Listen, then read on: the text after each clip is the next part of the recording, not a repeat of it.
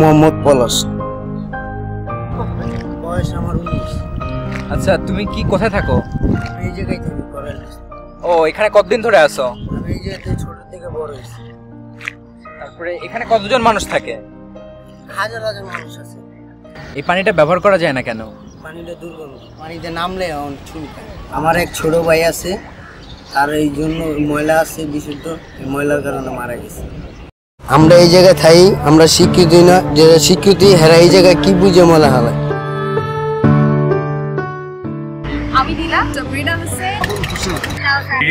I want a clean heart. আমি ঢাকা শহর নোংরা হতে দিব না। ঢাকা শহর নোংরা হতে দেব না। Don't pollute my city.